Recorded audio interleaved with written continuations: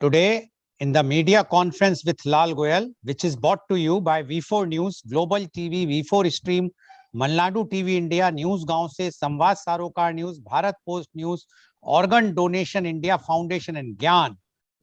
Our endeavor is to enlighten you with the current topic, and today's topic is very important topic because we are going to discuss the literary contributions of Dr. C.V. Anand Bose. Literature is one of the most interesting and significant expressions of humanity. Books give a soul to the universe, wings to the mind, flight to the imagination, and life to everything. And to elaborate the contributions of Dr. C.V. Anand Bose, first I would like to introduce Dr. Bose so that the viewers, although Dr. Bose is a regular, our regular guest, but still I would like to introduce him first, so viewers will come to know about him, and then we will start our formal program. So I would like to introduce Dr. C.V. Anand Bose IAS. Dr. C.V. Anand Bose IAS is one-man expert commission on labor to prepare an action plan for the welfare and development of the workforce in the context of COVID-19. He is also the principal advisor, National Heritage Project. He was the Vice Chancellor of National Museum, University of Delhi. To his credit, 300 publications, including 45 books in English, Malayalam and Hindi novels, short stories and essays. 4 of his books have become bestsellers. One book of his on housing received prestigious the Sharjah International Book Fair Award. Dr. Bose is an housing expert, innovator, writer, orator, and visionary. The path-breaking institutions set up by him, such as Narmati Kendra Building Center, District Tourism Council, and Habitat Alliance, have been replicated at the state, national, and global level. He was the head of the prestigious Supreme Court Committee on the Treasurers of Sri Padmanabha Swami Temple. Dr. Bose addressed United Nations General Assembly and specialized sessions 5 times on various international issues. Dr. Bose is a recipient of 31 national and international awards, including United Nations Global Best Practice Award. He also received prestigious Jawaharlal Nehru Fellowship. Kerala government termed him Lord of Ideas. Former Prime Minister Mr. Manmohan Singh called him inspired civil servant, and our Honorable Prime Minister Mr. Modi called him Man of Ideas.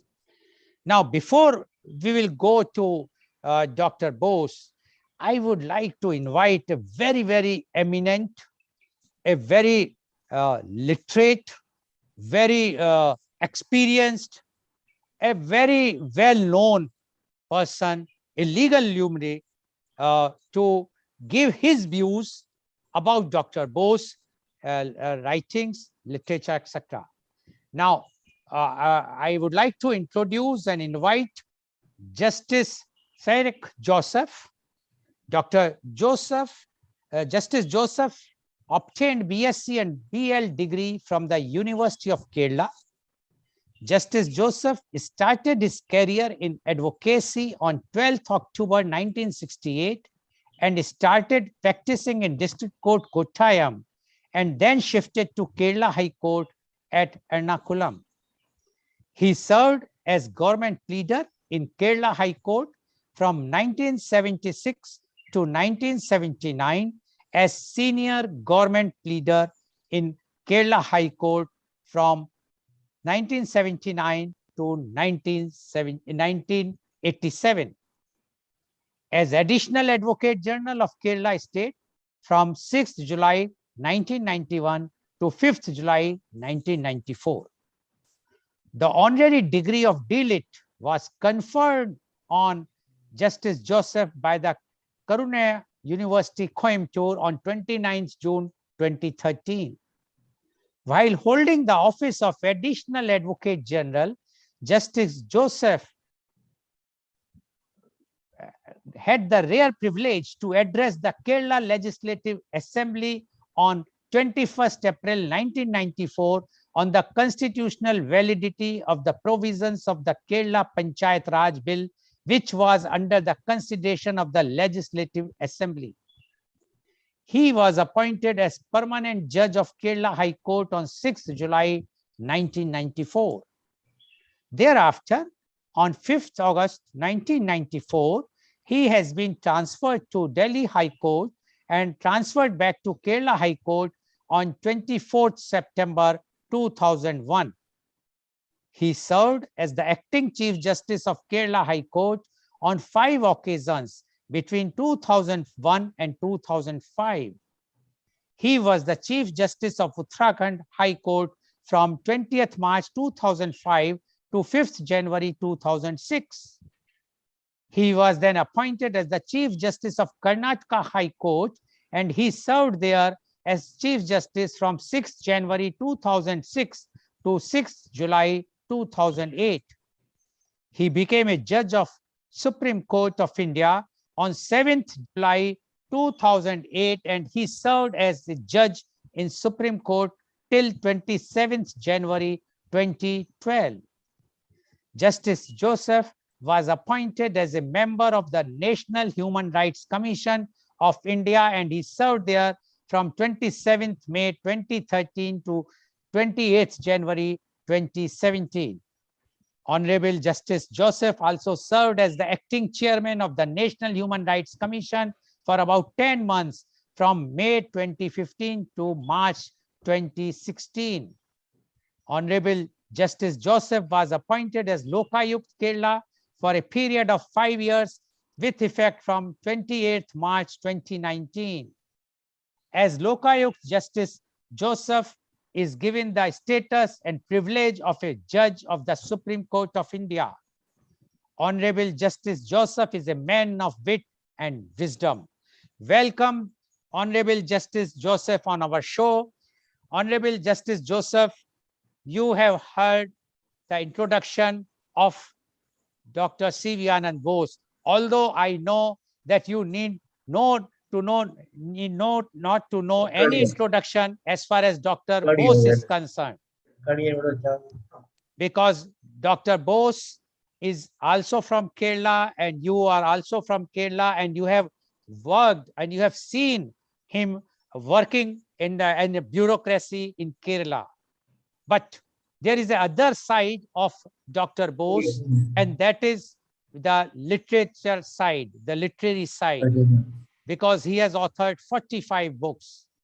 We would like to hear from you the literary contributions of Dr. C.V. Anand Bose. Honorable Justice Cyril Joseph, please. Thank you, Mr. Lal Goel. On the screen, I see only Dr. Ananda Bose. I hope Mr. Alphonse Kannanthanam and Ms. Nirmal Kaur are joining us, or they have already joined. Can you hear me? Oh. Yes, I can hear you, and Ms. Nirmal Kaur has joined. Oh, all right. What about Kannanthanam, Alphonse? No, not yet. We are waiting. Yeah, actually, he is in Amritsar right now, but he said that once he will get the Wi-Fi, he will join. Okay. Mr. Lal Goel, Ms. Nirmal Kaur, Dr. C.V. Ananda Bose. In absentia, Mr. Alphonse Kannanthanam. I am very happy and honored to be present with such distinguished guests like Mr. Alphonse Kannanthanam, Srimati Nirmal Kaur, and Dr. C.V. Ananda Bose. I worked as a lawyer for 25 years. Thereafter, I worked as a judge for 26 years. I would have preferred to speak last. like any other judge, because judges have the privilege or freedom to speak at the end, only to give the verdict. So I could have said who among them is more right in this discussion. But I have to respect the wishes of the host. So I am speaking a few words by way of introduction to the discussion. I am not a writer, nor am I a literary critic. At best, I am only a reader of the books of my choice. Fortunately, books of Dr. C.V. Ananda Bose are among the books of my choice. And therefore, I had the privilege and opportunity to read his books in different languages and different forms of literature. But I don't wish to speak about any particular book or books of Dr. Ananda Bose. I prefer to speak about his literary contributions in general. When I was young, my father told me to inspire me to become a good speaker. Quote, a poet is born, but an orator is made. My father explained, to become a poet, you must have some inborn talents. But if you want to become an orator, you can make it by hard work. I think it is equally applicable to a writer involved in any form of literary work. In my view, a writer is also born. There is no doubt that Dr. C.V. Ananda Bose is a born writer. Writing is natural to him. He has an inborn talent to write. He has a creative instinct. That is why he could write so many books in different languages, in different forms of literature.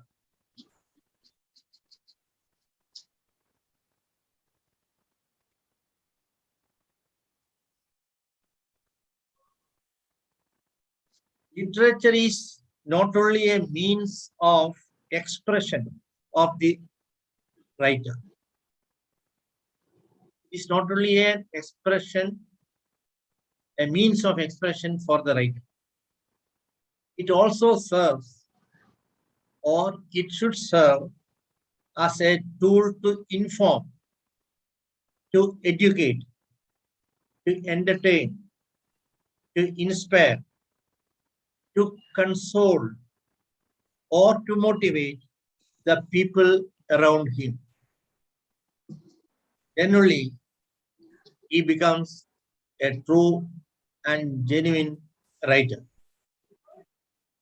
The books of Dr. Ananda Bose demonstrate that they are his tools to inform, to entertain, to inspire, to console, and to motivate the people around him in the society. When I was in the school, the teachers used to tell me, one can be known by the company he keeps. So take care of your friends. Be careful in choosing your friends. I believe that a writer can be known by the books he writes. the personality and perceptions of a writer will be revealed by his books. From the books authored by Dr. C.V. Ananda Bose, I have known him as a dutiful citizen, a proud Indian, a research-oriented historian, a devout Hindu, a true Christian, a genuine secularist, and a missionary of unity, peace, and harmony in a pluralistic society like India. I said dutiful citizen. Under Article 51A of the Constitution, Article 51A G says, 51A J, clause J says, it shall be the duty of every citizen of India to strive towards excellence in all spheres of individual and collective activity, so that the nation constantly rises to higher levels of endeavor and achievement. The books authored by Dr. C.V. Ananda Bose are testimony for his excellence in different parts of life. He has strived very hard towards excellence in all spheres of individual and collective activity, and thus proved that he has discharged his duties to the nation and to the society as a citizen of India. That's why I described him as a dutiful citizen. I said he is a proud Indian. He is a man who has traveled all over the world. He has seen many countries, known many cultures, met people of different religions and thoughts, developed, underdeveloped, and undeveloped countries were visited by him. In spite of all this, he loves his country and he is proud of being an Indian. And his endeavor is to make India a better India. That is what he is striving for. He has never, ever covered his pride as an Indian. Anywhere he went or any platform he spoke or any article he wrote, he has demonstrated that he is a proud Indian. I said that he is a research-oriented historian. Pardon me if I say there are historians and historians. Some historians depict history. Some historians manufacture history. Some historians twist and misinterpret history. In such a scenario, Dr. Ananda Bose has devoted much of his time to do research and find out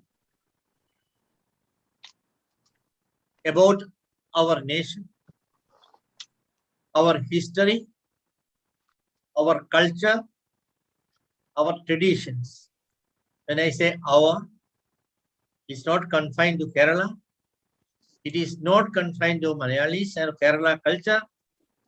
It covers, encompasses all the states of India, all the religions of India, all the sections of people in this country. And he has tried to find out what is the truth and what is the real history. And he has also taken pains to write them down or to deliver lectures on those topics. I am impressed, not because he is an historian, but because he is a research-oriented historian who has respect for truth. It is our good fortune that we have got such historians also among our thinkers and writers. I said he is a true Christian. One may be wondering how he can be a true Hindu and a true Christian.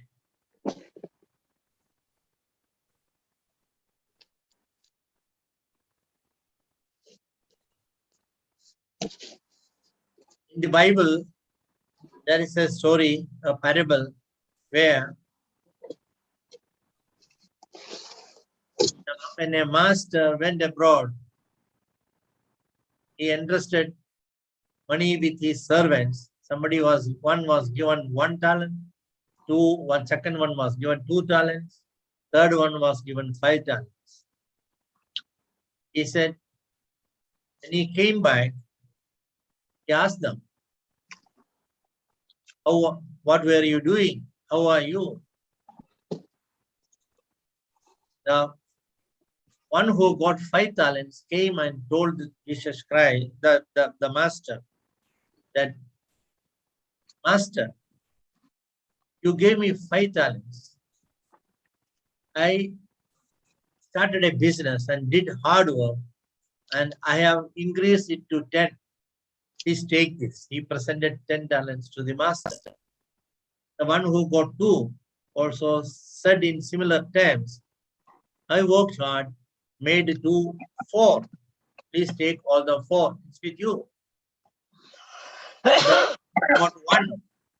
The one who got 1 told him, Master, I know that you are a very strict person and you would not appreciate my losing this point, this talent, or destroying it or wasting it. So I safely kept it there. And the 1 talent is safe and intact. Please take this. The parable says the master became angry with the third person, one who did not do anything. The 1 talent was kept intact without doing any work. And he congratulated and appreciated the other 2 who got 5 and who got 2 and gave them all the money. So Jesus Christ told his followers that don't waste your talents. Make use of them. Do hard work. Double it. And that is my message for you. That message of Jesus Christ is very sincerely followed and practiced by Dr. C.V. Ananda Bose. Whatever talent he got, he was given by God. He has multiplied it, he has increased it, he did hard work, took pains, and he was able to produce excellence in every walk of life where he was involved. That way, that is not the only aspect of Christian teaching he is following, but I only pointed out this from the point of view of his literary contributions. I said he is a devout Hindu. Yes, yes, he is proud of his religion. He is a practicing Hindu, but he has also understood the significance of Hindu philosophy and its implications. and it did not stop him from embracing people of other religion, befriending people of other religions, helping people of other religions, supporting people of other religions, respecting the values of other religions. And that is what is special about him. These perceptions are very much, reflected in his books, in his poems, in his essays, in his lectures. That's why I said he is a devout Hindu. He is a genuine secularist also. He say India is a secular country. The constitution exhorts all of us to be secular. But people have misconceptions about secularism. I don't want to speak on secularism now, but I have understood, I have realized from his books that Dr. Ananda Bose has understood the secularism which our constitution makers presented us. It was Dr. Radhakrishnan, Dr. S. Radhakrishnan, our first vice president and second president, our philosopher president, who described secularism in a very simple, straight manner. Dr. Radhakrishnan said, secularism in India is not anti-God or anti-religion. It is equal treatment to all religions. I repeat, secularism in India is not anti-God or anti-religion. It is equal treatment to all religions. Dr. Ananda Bose has not only understood this, he has imbibed the spirit of it, and he has practiced this secular spirit, and he has conveyed it to his readers, his listeners, through his books and his lectures. Finally, I said he is a missionary of unity, peace, and harmony in a pluralistic society like India. You know what is the saying about when I say missionary, it has so many implications. It is not, it is more than, it's much better than being a prophet. A prophet will speak for it or speak about it. But a missionary is one who imbibes the spirit of what he speaks. A missionary is one who puts into practice the principle he promotes. The missionary is one, he will make sacrifices, including sacrifice of his life, for the principle he stands for. That is what is a real missionary. That's why I use the expression missionary instead of prophet for Dr. Ananda Bose. He's a missionary of unity, peace, and harmony in a pluralistic society like India. With that missionary zeal, he continues to write, he continues to speak, he continues to meet people and share ideas with them. He continues to motivate them to live in peace and harmony in our great nation. All these are clear from his books, from his poems, his lectures. I do not wish to refer to any particular book because this is reflected in rather every book of his, every poem of his. And one beautiful thing about Dr. Ananda Bose's books, is some of them, depending on the subject,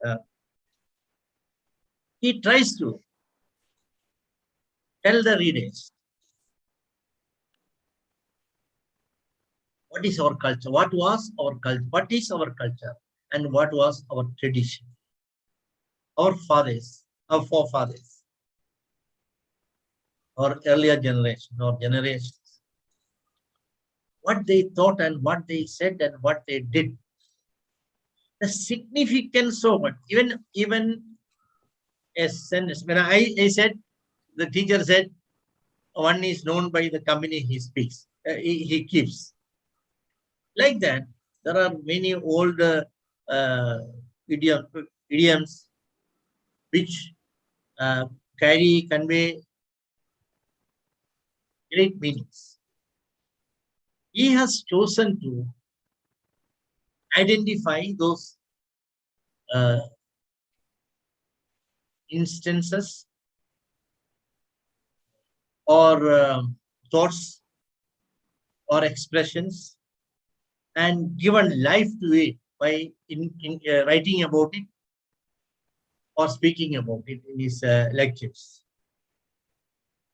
Even I must say, much I have studied much from his books about the culture of Kerala, about some of the traditions in Kerala, and I am sure it must be the same experience of people from other parts of this country also. I only pray to the God Almighty that Dr. Ananda Bose may be continued to be blessed in abundance so that through the literary work, let him serve, he can serve the nation and also the society for a much longer period. Thank you. Thank you very much, Honorable Justice Joseph, for giving your very, very kind words. Although he has said everything, but I just would like to highlight one or two things. He said, Dr. Bose is a devout Hindu, is a true Christian, a missionary, and a person who understood the secularism. These four words, I think, explain each and everything about the writings, about the literature which he has wrote, and that's what Honorable Justice has explained. And he has explained, he has mentioned one very interesting thing is that through the writings of Dr. Bose, one can get the knowledge of the culture, the tradition of the states, which shows that how deeply the writings of Dr. Bose are impacting the public at large when such a towering personality like Honorable Justice Joseph is mentioning, it clearly reflects the quality of the writing of Dr. Bose. Now, without wasting much time, I would like to move to the next panelist. But before that, thank you very much, Honorable Justice Joseph, for giving your views. And definitely, we would like to take you back again once I will take the interview of Dr. Bose. After that, I would like you to give the concluding part because you are such an inspiration. And I still remember about 2 years back when I came to Kochi and I was fortunate to receive a prestigious India Priyadarshini Award from your hand, kind hand at Kochi with the program which was organized by Malnadu TV at that time. And although I could not understood the speech which you have given at that time, it was in Malayalam, but I was knowing that the way you are speaking at that time and the way the audience was reacting, it shows that how much knowledge you have. Thank you very much, Honorable Justice Joseph, for giving your such a kind words. Thank you very much. Now I would like to invite my next panelist guest, and she is Miss Nirmal Kaur, IPS. Miss Nirmal Kaur, IPS, is the former Director General of Police Jharkhand. She is of 1983 batch. She, during her service, worked as SP to Director General in Bihar and Jharkhand Bureau of Police Research and Development and Ministry of Health, Home Affairs, Delhi. Her reputation was of a very honest and efficient IPS officer. She patrolled crime-ridden rural areas in Bhagalpur, Patna, and Darbhanga on horseback. She controlled crime and Naxalites. She was called Hunter Wali by Bhagalpur people, where she was posted after Bhagalpur blindings. She was considered to be most honest and dutiful lady officer. She is well versed in Indian Vedantic philosophy, the Sikh Gurus and Sri Guru Granth Sahib. She possesses scholarly knowledge of Sikh scriptures. She is associated with rural development groups. She is active member of Yogda Satsang Society of India for over 30 years. She is also associated with cataract camps of Yogada. She did spiritual sadhana at Rishikesh and near Vashisht Guha on Ma Ganga's bank from 2016 to 2018. Welcome, Ms. Nirmal Kaur on our show. Ms. Nirmal Kaur, you have heard what our Honorable Justice Joseph has mentioned and about Dr. Bose writings. Now, we would like to know from you your views about the literary contributions of Dr. C.V. Anand Bose. Ms. Nirmal Kaur, IPS, please. Thank you. Thank you for inviting me on your show to talk about Dr. Anand Bose. Dr. Anand Bose, the whole world knows him as an IS officer and a very senior bureaucrat, a very efficient, honest bureaucrat. But he is also a very, very creative writer. He has written so many books, and in all forms of expression, like, poetry, prose, all forms of expression he's used. He's very well read, very well informed, and he feels the pulse. He's not airy-fairy. He's a very practical writer. He talks about the, very practical things, down-to-earth things. The way he depicts the poor, it shows that he's very, very understanding of poverty, of their problems, of the poor, not only their economic problems, also the social, political, agrarian problems they have. He is a very well-read person. He expresses himself very well. He's a very good speaker also. I think recently he launched his own YouTube channel, which is, I congratulate him for that. But he has a lifetime full of contribution to the society. Contribution not only as a bureaucrat, contribution as a literary man. He's a man of letters. He is he knows so many quotes. He's all from anywhere from the literature, English literature, the Greek literature, he can quote, and his own Malayalam, and he knows the Indian ethos also very well. On the Indian ethos, as Justice Syriac said, he's a true Christian and also a very, very true Hindu. He can be everything because he's a very good human being. He's a very, very good human being to top it all. And that is what makes him a very sensitive writer. He expresses himself very well. He's sensitive to the problems of the poor, of the emotional, the way he expresses emotions in his books, through his characters. It is very, very uncanny. I have read his books, and I was really very impressed by his characterization of the people, how he characterizes people. The narrator, or the protagonists, or the other characters, the side characters in his books, they all come out so vividly with the way he describes them. And not only that, through their problems, through their attachments, through their ambience, he also describes the society that they are living in. And that society he really described so well that, I have not lived in Kerala, or I have not lived in many of the places that his characters live in, but I can feel them. I can feel as if I'm living in those towns or those places, and I'm going through the experiences they are going through.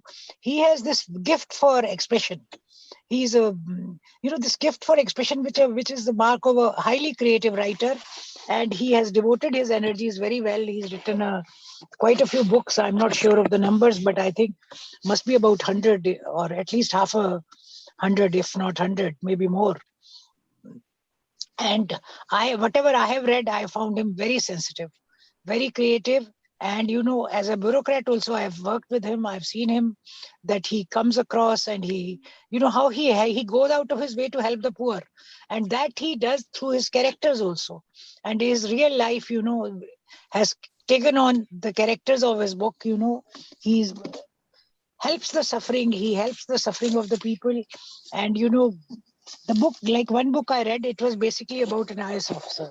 One of the books that I read about of his, it was about an IS officer and his experiences, how he is posted in a district, and how a lady comes around there protesting against, the administration, the establishment.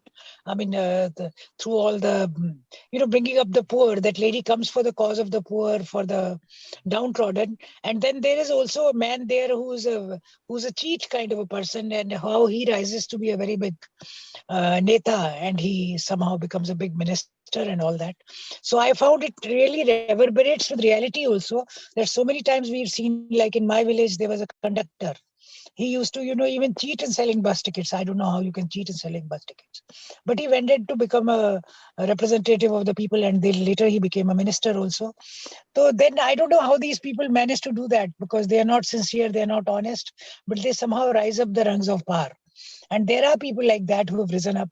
And I met one of such characters in his book also, one person who had done that. And even the IS officer, of many types he describes. There's one, who is a good type. There's another who's thoroughly corrupt, whose moral character is very low. And, that is also again a reflection of reality amongst IS officers also, amongst the powerful bureaucrats also. We see all types. It's, after all, it is a boundary, your integrity, your personality, or your personal integrity, whether it is a physical integrity, or moral integrity, or intellectual integrity, or financial integrity, that is determined by your own morality. That I found out from his books, where he had described two IS officers. One was loose, his own morality was so low, whatever he was brought up with, or whatever his inner conscience was, that he was indulging in all kinds of immoral acts, money, women, everything. All the W's. And then there is this IS officer who has an impeccable integrity, who falls in love with that woman, who is come to demonstrate, and she's perhaps teaching, or a journalist, and a college teacher also, and she's a journalist also. And then he marries that woman, and he's true to that woman despite all odds that go on in their lives, and how they carry on. And also, when I saw the character of that woman, who's very she's a rebel. She comes out, that lady who's a journalist, she's a rebel. She's demonstrating against the society. She's demonstrating against all the establishment. Ki this is wrong, that is wrong. The poor are being taken for a ride. And the collector, this IS officer, sympathizes with her at heart. But because of his duty, he's not that able to help her, but he does his best to help her. And this lady he ends up getting married to, because he falls in love with her. And when he falls in love with her, we see that there's a massive transformation of a human touch that comes in that lady also. A lady who's very hard, and who's a rebel, and who is a revolutionary. How she's touched by love, and how she becomes very gentle. I mean, she doesn't leave her essence. She is again there. She is very much helping the society. She's a journalist. She's finding out about, she's helping the poor. She's helping whatever is wrong in the society. She's trying to improve. But she is also, she becomes, I mean, her touch becomes soft. She's a loving wife. She's a caring partner. That is one aspect of hers which you wouldn't see when you read her character before she gets married to this gentleman. So, the way he characterizes even these transformations in characters, as their life story unfolds, when new things happen to them, how they come around, and how they change. This is one thing, which I found very, very very touching. The way he describes, and the way he describes the characters, builds them up, and how, when some events change their lives, how their personalities undergo transformation, how they change. All this he describes very, very well. So his books are an inspiration to everyone. Very down to earth books, down to earth person. His characters are also down to earth. He himself is a very, very down to earth person, and a very, very efficient, A very well-traveled person also. He's traveled everywhere. He's traveled to many, many countries. He's a recipient of the prestigious Jawaharlal Nehru Fellowship also. And he is a distinguished fellowship he got at the Lal Bahadur Shastra National Academy, Mussoorie. Mussoorie is where top bureaucrats are being trained. He's been awarded 31 national and international awards. United Nations has selected his development model as global best practice 4 times. His notable writings in Malayalam are Nattu Kotam, which is a collection of story, Chekavam, Chekanmuram, anthology of poem, Puthanatam, Najatuvela, and Kacha. His collection of essays include Notam Theate. Sorry, I'm not able to pronounce the Malayalam words very well. Nokium Kandum, Nalikaratanthi Natil, Rashtram Rashtriyam, Nirangal Kadayeja Thunu. His autobiography, Prayathini Vaya, has been published as a trilogy. It has been published as a trilogy in 3 parts. The first book is titled Mannana Muthal, Mannahatan Vare. The second book is Nathan Makal Ketu Thirumu, and the third one is E Lokam Irunduthala DC Books. Pune Publications has published it. And Kerala Bhasha Institute has also published one of the books. His writings in English include Silence Sounds Good, which has been praised a lot even by the writers of like Shashi Tharoor. In a nutshell, the Coffee Table Book, Cracking Coconut, and Essence of India. He has published books also on architecture and construction. See, he is not only a literary man, he's a man which knows, because in housing and society, environment, chemistry of building materials, Nirvati Saga, the glimpses of architecture.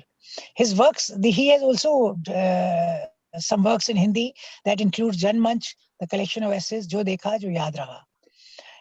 You know, it's very prolific. He's a prolific writer, and there's a copious topics and ideas that he deals with.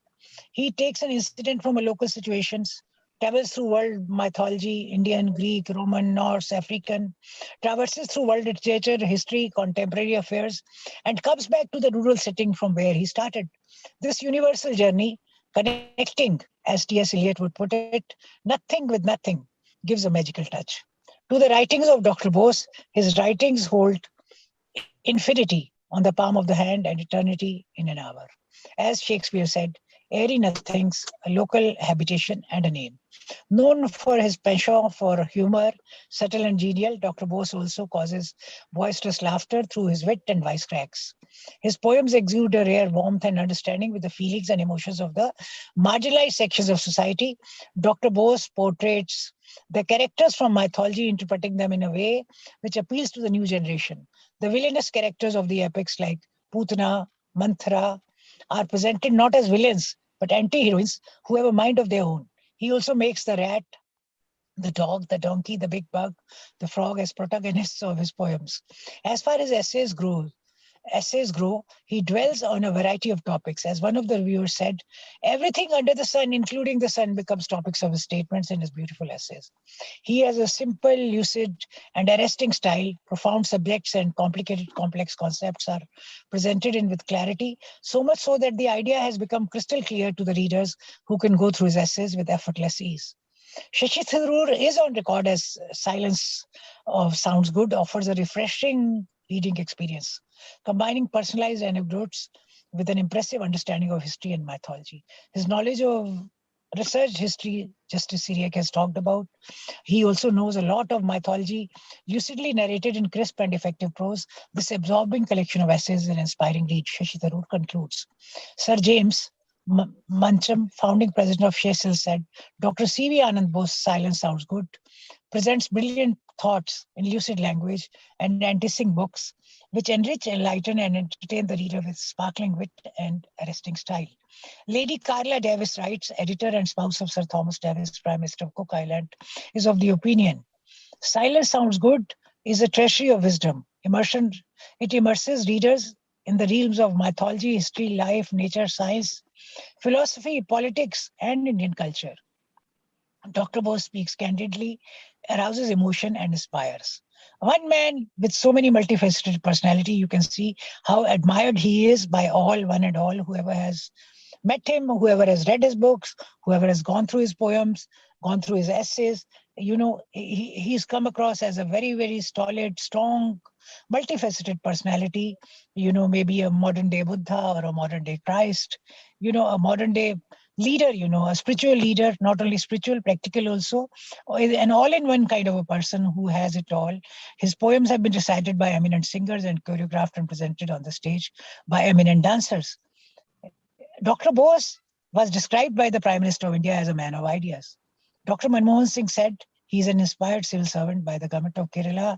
He was given the title Lord of Ideas. As a writer, Dr. Bose, I would say, remains the friend of the unfriended poor, a writer whose earth and earthy.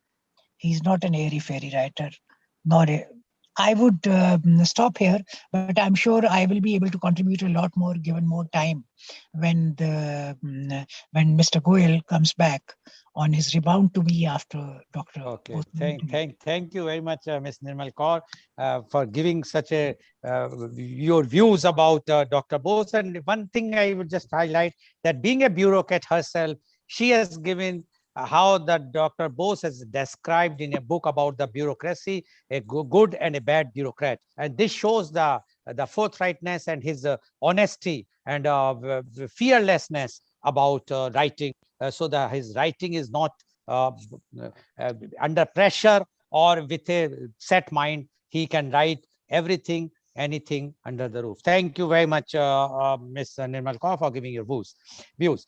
There is no friend as loyal as book. Books are the treasured wealth of the world. Now, I would like to invite my next panelist guest, and she is Miss Soma Abraham. Miss Soma Abraham retired as principal from Kendriya Vidyalaya, Thrissur. She received the Kendriya Vidyalaya Incentive Award for teachers in the category of vice principal. She is having teaching experience of 36 years. And she has not only read, but translated few of the books of Dr. C.V. Anand Bose. So she knows about the writings, the theme, and the ideology with which the Dr. Bose has written the book.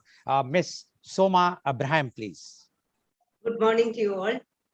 I'm very happy to be a member of this panel. Actually, whatever has been said, I fully agree with it, but I would especially like to speak a few words about his book, In Praise of Delirium, an anthology of short stories, which I had the privilege to edit. What I find unique about Dr. Ananda Bose is the way in which he narrates stories from the classics, the holy books of all religions, the Mahabharata, the Ramayana, the Bible, the Quran, and so on. Being a Christian, I was really very much surprised to see that he has a great knowledge of the Holy Bible. He incorporates many incidents from the Bible. And I was very much interested to know that he is well versed and well read in all the religious books of our country. And our country, being a secular nation, it is a great message that he sends to the people of India through his writings, that we have to remain united and we have to show respect for all religions. Then another thing that I noticed is that he presents facts and fiction intertwined. He mixes illusion and reality in writing. And his personal experiences are narrated in such a way that it captures the interest of the readers. And being a native of Kottayam myself, I could see in my mind's eye the various experiences that Dr. Bose has expressed in his short stories. So there is a reality that every reader will find as a personal experience of his own when he reads his books. He is very well read in literature, not only English literature, but French literature and Russian literature, because in his short stories, he combines stories from other literature also in such a way that our curiosity, the curiosity of the reader, is aroused in such a way that he is interested to know more and more about those stories also which are presented from world literature. So naturally, a reader who is voracious to read will definitely be interested by the writings of Dr. Bose. Then I am just now doing the translation of his work, Rashtram Rashtriyam, from Malayalam into English.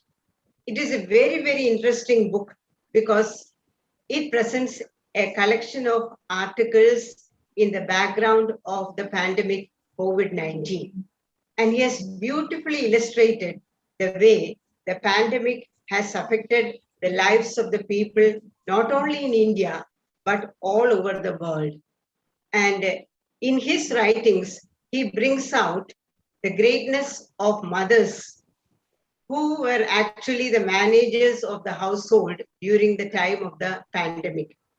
And he has also very clearly brought about the problems of the migrant laborers, the farmers, the poor people, and how these problems can be solved. He has suggested solutions which can be practically carried out to solve the problems faced by the COVID pandemic India. Then he paints a poetic picture of contemporary India. Whatever we experience now in the present times, that he has very well illustrated, that we can see that all these happenings are taking place in our country around us. He also has narrated his personal experiences in such a way that the reader feels it as a real life experience of what is happening around him. So, on the whole, his writings are very, very unique in that he brings in his personal experiences and also his well-read knowledge of all the contemporary issues, not only in Kerala, not only in India, but all over the world. And his unique style, that is very much to be appreciated.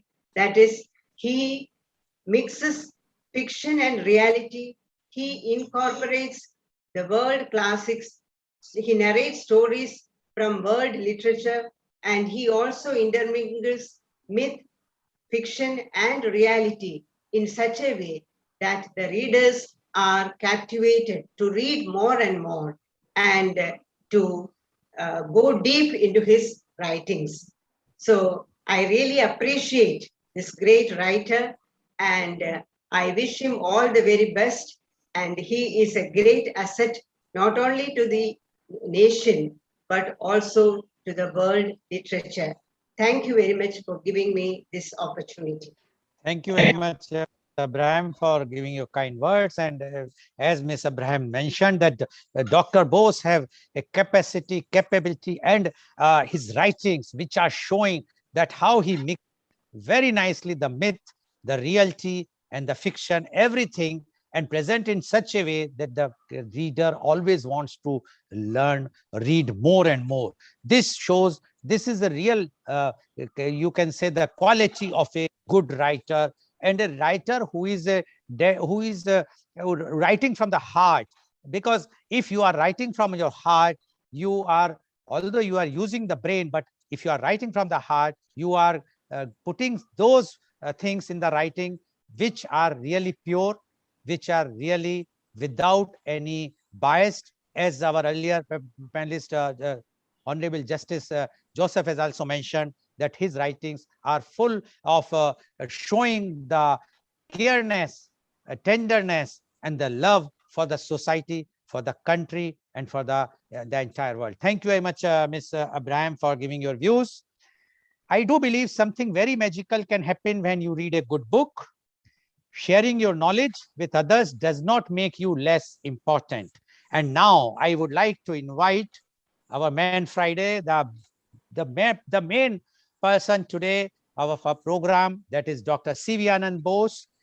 I would like to ask few questions to him, and he will describe, he will give the answers, and if he wants to add anything, that is, he's free to say.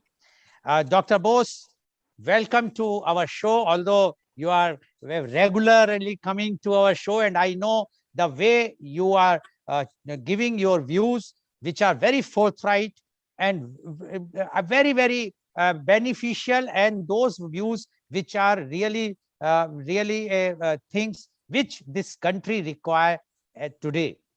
But my question to you is, Dr. Bose, can you just tell our viewers how you have started writing? Because you are such a popular bureaucrat, and everyone loves you, which I have seen in my association with you almost 3 years. And I found that very few, I can't remember, but very few bureaucrats, where the general public across the party lines, across the religion, they loves you.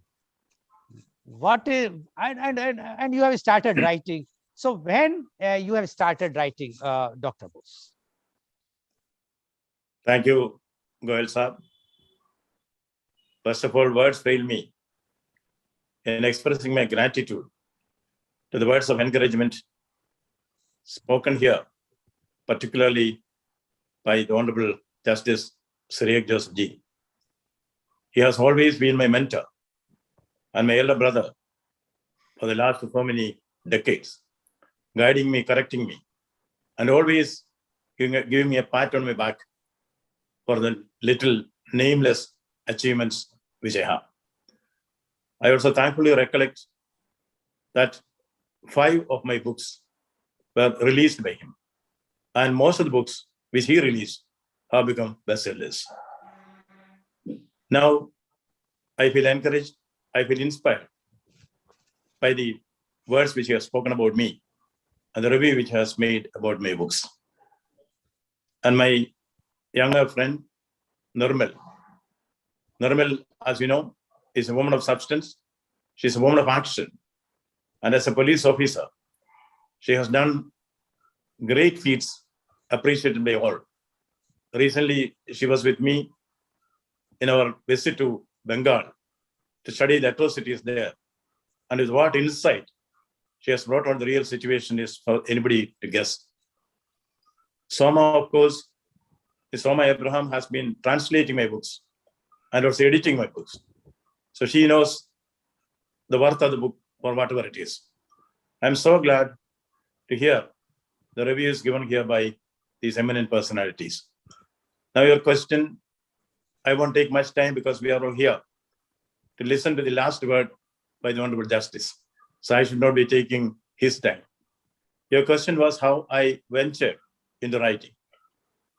I would say, well, about Alexander Pope, it is said, he lisped in writing, his writing came. I have no such experience to narrate. I would say that it all happened as an accident, perhaps.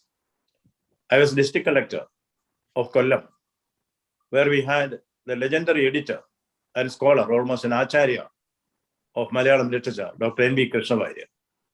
So we used to go for various public meetings together. Once we were traveling in the car, Dr. N.B. asked me, collector, you speak very well. Why don't you write? I gave the reply, sir, there is no time.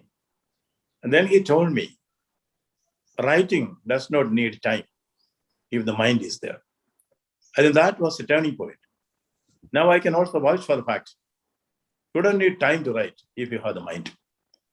Once an idea is born in the mind, it has to find its expression in the form of words, and writing is only that.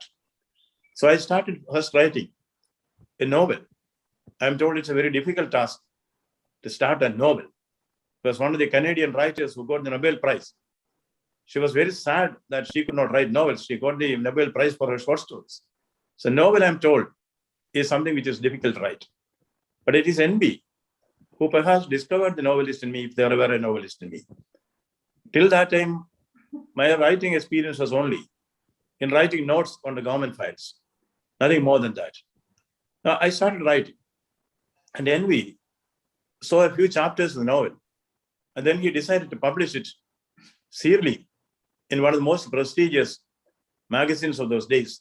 Even now, it is Kungumam. That was my first novel as such.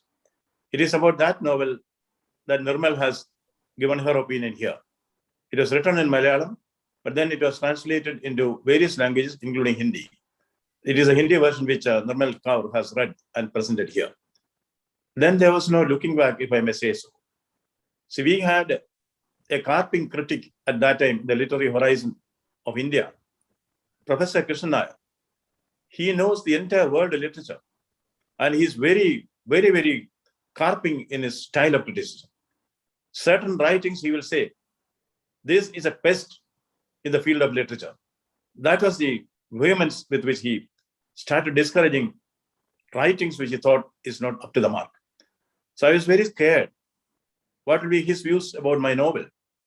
He gave 2 paragraphs of complimentary words about my novel. That gave me confidence that I can write. Then I started venturing into short stories. I wrote about a short story in the background of my life in Calcutta. That was also complimented by Professor Krishnan Nair in his regular literary review column. Emboldened by this, I thought, why not write poem? It struck me. The poem which I first wrote was on Iphigenia, a theme which nobody will normally think of. Not even I would have thought of that. It just happened to me. Iphigenia has nothing to do with Kerala. Iphigenia has nothing to do with Indian culture. Iphigenia is from Greek culture. Iphigenia is the daughter of Agamemnon. Agamemnon was a generalissimo, the commander-in-chief of the Greek army which was going to invade Troy in Iliad's Odyssey. And yes, Homer's Iliad and Odyssey. Now, there was a moment of moments in the life of this great general. The spiritual masters told him, if Greece has to win the war under your leadership, you have to do a sacrifice. What is that sacrifice? You have to sacrifice your daughter Iphigenia. Look at the emotionally charged moment which a father has to take. You choose between a nation or your daughter. And this proud Greek soldier, he opted for the nation and he sacrificed his daughter. That was a moment of moments which I thought one of the surcharged emotional situations in world history. I wrote a poem on that, a theme which is alien to the local psyche, but that was also received well. And then there was very prolific writer, especially a person who was well known for his children's literature, Mayali Madhavan Nair.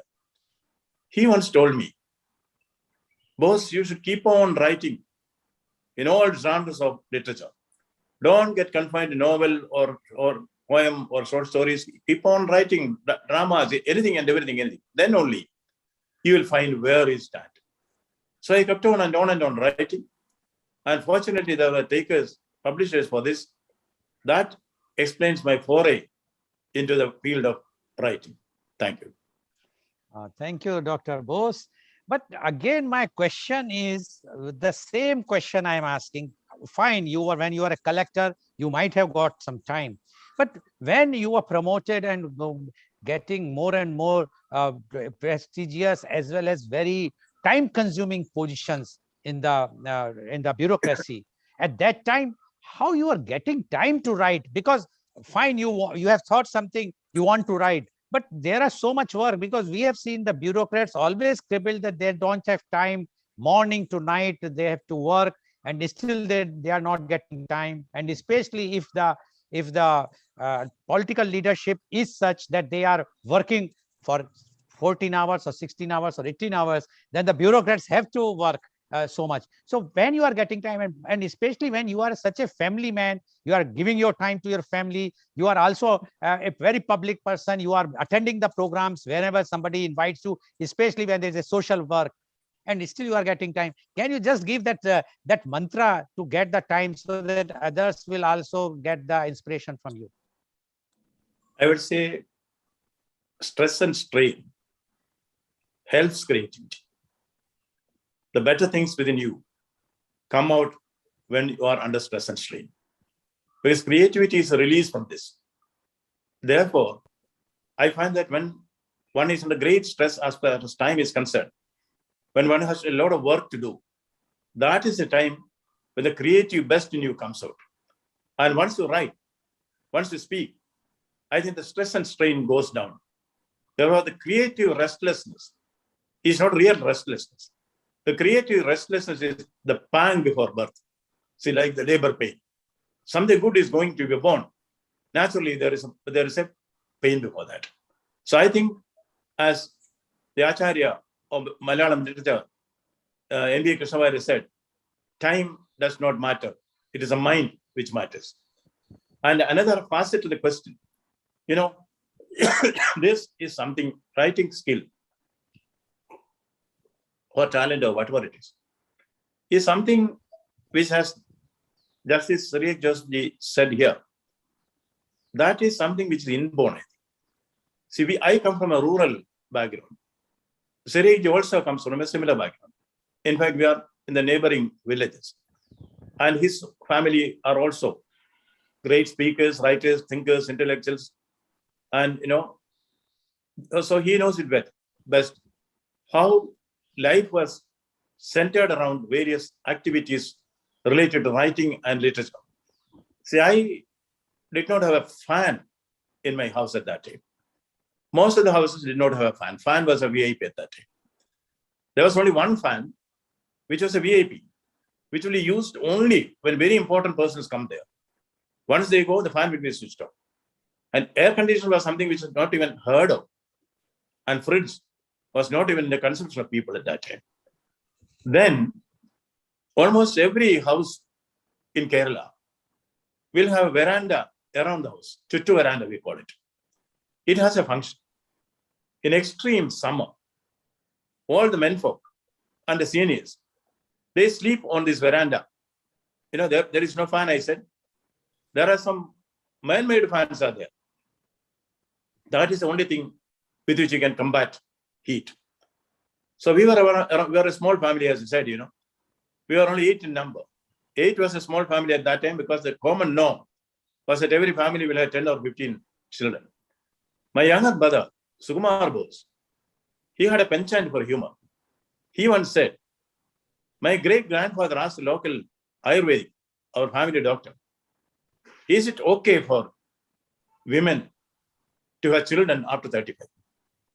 Is it okay for women to have children after 35? And the cranky medico replied, no, not at all. 35 children are more than enough. He misunderstood it. So after that, the number of children have come down. So we had only 8. So these 8 brothers and sisters and elders, almost 15 of us, will be sleeping on the veranda at night during summer. At some stage, my mother or my grandmother will say, don't waste time blabbering, children. Start Andakshari. In Kerala, in Malayalam, it is called Asharasloka. Immediately, one of us will start a stanza from a well-known poem. The first letter of the third line, another person will speak on. Like that, this literary baton will pass from hand to hand, mouth to mouth. And so for that, we children had to go from library to library, learning new poems and enriching our experience. That is time when even Justice Sirikji has done that. See, we had no internet at that time. Internet was not even born in the minds of people. So we had to go from library to library. And in Kerala, the library movement was making big headway in those times. From one village, we'll go to another village and collect whatever materials is available. So this introduction to literature was made by the mothers and the grandmothers. I think if you see, those generations in Kerala are either writers or those who readers, or in any case, somebody who will be having an affinity towards literature. I think I also owe it to my humble rural background, which encourages reading, writing, and the foray into literature. Thank you. Thank you, Dr. Bose. Paucity of time. So last question to you, because we have to hear from Honorable Justice also the concluding time. Dr. Bose, we hear a lot about the freedom of expression. And there have been controversies about writers and artists trespassing the so-called limits laid by social morality. What are your views about this? After all, you are a writer and you are also writing, and you are also, your heart bleeds for the artist, which we have seen in the your, when you have submitted your report for the labor, and you have how you have given the reports and so much time points you have given and recommended for the artist. We would like to know your views about that, Dr. Bose. I do not want to play the role of a cultural policeman, but I do not approve of art for art's sake. So for a long time, the whole literary world debated art for art's sake or art for life's sake. I am very much of the view it is art for life's sake. The spontaneity of expression is something which is the fundamental right of an artist. Nobody can play with that. But what is spontaneity? Literary spontaneity is different from constitutional spontaneity or legal spontaneity. I want balance in society. So when we speak of poetry, I think even now the most accepted and acceptable definition is poetry is a spontaneous overflow of powerful feelings. It is spontaneous overflow of powerful feelings, Wordsworth. And Hudson has said, a true poem is born out of life. A true poem is born out of life. And Philip Sidney said, look into your heart and write. All these things come together in the pithy expression, definition given by Shakespeare. What does a poet need? What does a poet do? A poet gives to airy nothings a local habitation and a name. That is function of the poet. That does not mean that a freedom of expression transgresses the fundamental rights which is guaranteed by the Constitution. That doesn't mean that your freedom of expression transgresses what is laid down in the Bible or in Mahabharata or in the Quran. That does not mean your freedom of expression can transgress the balancing act of society. I think your freedom to swing your hand should stop where the other man's nose begins. This way of denigrating culture, denigrating society, denigrating the rule of law is not acceptable. That does not mean the freedom of expression. The freedom of expression means the spontaneous overflow can be there, but you are also, artist is not above society. Nobody is above society. So society cannot do the moral policing, that I agree. But the artist also has got a duty to himself, a duty to society, a duty to culture, a duty to civilization. I think within the confines of that, within the confines of good life, an artist should have enough freedom of expression. I think stretching it beyond a point to cause social revolt or cultural decadence is not the function of an artist. Therefore, I'm strongly, decisively of the opinion, it is not art for art's sake, art for life's sake. Art which is not rooted in life has no relevance as far as humankind is concerned.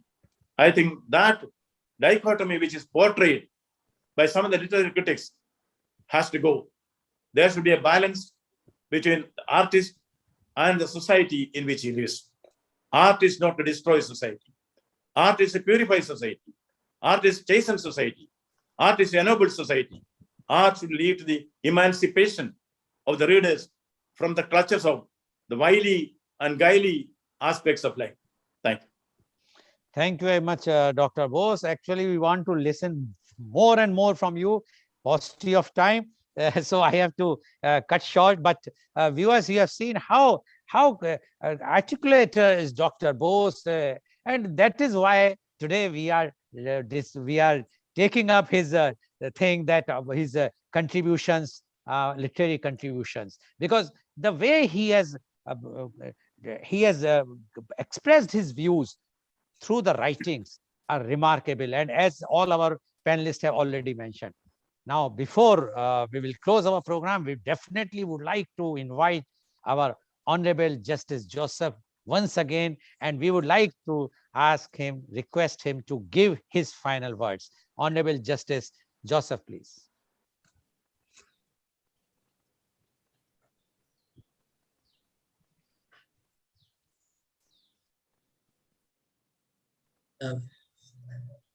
Friends, Friends, I think I invited trouble for myself at the beginning. I said I started by saying I would have preferred to speak at the end, and now he has caught me at that point. The case is over, the arguments are over. The judges have different options. If they have not understood the case argued by the advocates, we will say judgment reserved and order will be announced later. That means let me take some time to study the whole thing or something like that. Sometimes there may not be enough time to dictate it open court and all. Then also we will say judgment reserved. So I don't know on what ground I should reserve judgment today on this discussion. Anyway, and since we have to conclude, I just mentioned a few things. I think Srimati Nirmal Kaur made a very valid and important point when she said that Mr. Bose may be a Hindu, he may be a Christian, and he can be anything because he is a very good human being. I think that must be the punch. The essence of every religion is being a good human being. And therefore, whether you are Hindu, whether you are Sikh, whether you are Christian, whether you are Muslim, what is important is that you are a good human being. It is to become a good human being that the religions teach you, train you, and inspire you and motivate you. And I fully agree with Srimati Nirmal Kaur that Mr. Bose is a good human being, and that is why he is able to be friendly with and work with people of different or all religions. Srimati Nirmal Kaur also said that about speaking about corruption, she said everywhere. But of course, quoting, referring to the characters in his book, she said about corruption. And incidentally, she said corruption is everywhere. They become ministers, they become public figures and all that. Also, she said there are corrupt people among IAS people, powerful bureaucrats and all this. She said. There is no doubt about it. But I have a comment to make on that observation. In our country, we have a very unwelcome tendency, according to me, or unhealthy tendency to say ill of everything in our society, ill of everybody in the society. From isolated instances, we generalize. Okay. Maybe in a lighter vein they say, maybe casually they say, but the impression created is that there is no honest man in this country, that no honest judge in the country, there is no honest politician in this country, no honest bureaucrat in this country. I'm sorry, I have met many honest politicians. I worked with many honest judges. I have come across many honest bureaucrats, many honest doctors. But why are we forgetting them? We should not forget them. I'm not speaking about the making such corrupt people characters. That is to edify the society, to enlighten the society, to warn the society. I am only said when we speak about corruption, this is the thing. That I am heading an institution, Logaita, Ombudsman, which is supposed to curb corruption in the society. But in spite of that, I am saying that I have come across many honest people in our society. We must be able to identify such honest people also, encourage them, respect them, award them. Then only people will be able to realize the value of being honest. Same time, this problem is there. Problem is there are corrupt people, does not. There is corruption in the society. But then, to some extent, we are also responsible. The public also are responsible for that. That is what I wanted to respond to Ms. Nirmal Kumar. How many of us are able to stand up and say that this is wrong? How many of us are able to stand up and object to something wrong that is put forward? We maintain very cautious, prudent, diplomatic silence on such crucial occasions. And we allow the corruption to take place, or we encourage corruption in a, if not active, in a passive manner. This is a very serious. I only want to say, I want both to write a book on Vigarna, so that Vigarna is more known among. I don't want to discuss, but Vigarna is one among the 100 Kauravas. In the court of Duryodhana, he was the only one to stand up and say that what we means their Kauravas as a group, what we do to Draupadi is wrong. Draupadi asked 2 questions to the assembly, to court. Can a husband pledge his wife in a game like this? Has he got a right? Nobody could say yes. So everybody kept quiet, including Bhishma, Dronacharya, and everybody kept quiet. She asked the second question. If even if a husband has a right to pledge his wife, can a person pledge somebody else's wife in a place? And she reminded them, I am not only the wife of Yudhishthira, I am also wife of the other 4 Pandavas. But then none of the Acharyas stood up or said that yes, let her go. Not. Duryodhana was insisting that she is my slave from now onwards, because Yudhishthira failed. He was defeated in the game. It was then this single fellow, Vigarna, who stood up at some corner and said, Acharyas and brothers, what we do is wrong. Draupadi is right. Draupadi is right. What we do is wrong. And all others shouted him down. Then he said, I am not a party to this. He walked out. At least we must be able to do that. That is when you speak about corruption. My point is, all dramas, poems, plays, everything was, novels were written about Yudhishthira, Bhima, Arjun, and all those. Karna. But did anybody write a poem, or did anybody write a novel or a play about Vigarna? That is the tragedy. That is the tragedy. I hope at least Mr. Bose will consider writing something about Vigarna, so that he becomes a more popular character in the Mahabharata. Now, so we want more Vigarnas today. That's why I'm saying. I'm saying we want more Vigarnas today.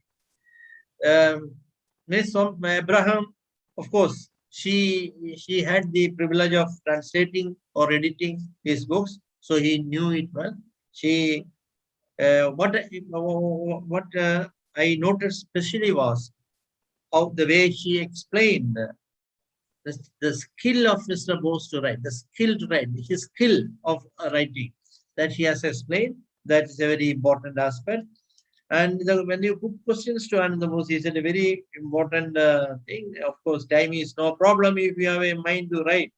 I have heard this earlier also from Bose, because I also wanted to write but somehow, maybe I don't have the mind. I don't know. I have a desire. I will tell you, I have a desire to write certain things, but somehow I don't maybe get the mind. I am not able to. Time also I am not getting, but I don't know why. Something is wrong with me. But I try to emulate you. Let me see whether I can write. Not try to become a prolific writer like you, but certain things which I want to write to share with the society. Maybe you'll do that. But it was a very interesting revelation he made. He said, I have noted that stress and strain help me to write. Stress and strain, they promote creativity. Maybe because I don't have stress and strain in life, I am not able to write. I don't know. So let me see what happens in the thing. So this is a very, very interesting revelation. Stress and strain help to write. Question about freedom of expression. I think speaking about him, I said it at the beginning. I'm happy, I'm glad that he has declared his policy, which I had, that's how I understood it. But I was very hesitant to put it in so many words. But he himself has put it those words. But I say, I had said, literature is not only a means of expression for him, it is a tool for him to educate, inspire. In other words, he has said now, I don't believe in art for art's sake. Art for life's sake is acceptable to him. That is what exactly I said about his tool. And at the same time, he has cautioned that he doesn't want to be a cultural policeman. And that is the right understanding of the freedom of expression and in our constitution. And when you speak about this, people who speak about art for art, literature for literature, all those things, I ask one simple question. I'm not asking anybody. I am asking this question in the air. These people who claim or assert their right to criticize anything and everything, write about or speak about whatever it be, or not only about Puranas, religious books, individuals and persons and all that. They write. It's my freedom of expression. I can write about Prime Minister. I can write about President. I can write about Chief Minister. Whatever it be. Why is my freedom of expression? Have you ever noticed that these are the persons who are least tolerant in our society about criticism? They are not able to stand criticism. They are not able to subject themselves to criticism. If somebody criticizes them, they will take you by your neck. This is it. So therefore, this freedom of expression is a very tricky. Even those who plead for that, it has to be freedom of expression, as Mr. Bose answered. Yes, my freedom ends where his freedom starts. If we respect for the other man's freedom also, yes, there's no problem in my exercising my freedom. I think we had a very nice, informative and illuminating discussion on the contributions of literary contributions of Dr. Bose. I must appreciate and thank Mr. Goel for organizing such a media conference. And personally, I thank you for giving me an opportunity to come and share my views with the people, particularly in the presence of my good friend, or we can say my dear brother, Ananda Bose. Thank you. Thank you very much, Honorable Justice Joseph, for giving your such a kind words and your views about the literary contributions of Dr. C.V. Anand Bose. So, viewers, you have seen today that a person who is he started his career from a very modest things, from a rural background, and how he has reached on the top with his writings, with his skills of not only writing but how to administer in the government, and then now still he is working, and he's working day and night. This shows that a person, if anyone wants to become really something for the society, he can do if you have that will. And what Dr. Bose has mentioned very clearly, that if you have mind, then you have time. So please use your mind, give your time for doing something constructive. If we all will decide, if the civil society will decide that we will do something constructive, after all, this society, this nation, this whole world belongs to us, and not only us, for our children. If we will not leave something for them good or the constructive, then what is the use of our life? As Dr. Bose has mentioned about the criticism, which about the freedom of expression, which Honorable Justice has also explained, that your expression ends when the others freedom is start and your freedom ends there. So one has to draw a very big line and try to understand the writing and try to learn from the writing of Dr. C.V. Anand Bose. Thank you very much. And today's program has been live telecasted by V4 News, Global TV, V4 Stream, Malnadu TV India, News Gaon se, Samvad Sarokar News, Bharat Post News, as well as shown live on Facebook and YouTube. And in our endeavor to bring to you everyday new topic in media conference with Lal Goel at 10:30 a.m. Tomorrow our topic is Diet for Long Life. And our panelists are Dr. Rajiv Anand, Senior Psychiatrist and Marriage Counselor, Mumbai, Dr. Shantilal Kataria, he is a General Physician, California, USA, Dr. Deepak Sonawani, Vice President, Indian Bodybuilding Federation, India, Nasik, Miss Aarti Jain, Homemaker, Mumbai and Kannauj, and Miss R.D. Neha Kawa, National Registered Dietitian and Nutritionist from Mumbai. So please tune in for media conference with Lal Goel at 10:30 a.m. Thank you very much, Honorable Justice Joseph, and for giving your so much time and giving your views on the literary contribution of Dr. C.V. Anand Bose. Thank you very much, Dr. Miss Nirmal Kaur. Thank you very much, Miss Vela Abraham. And thank you very much, Dr. C.V. Anand Bose, for giving us and enlightening us about your own writing and your contribution. Thank you very much. Thank you. Thank you all the viewers for watching.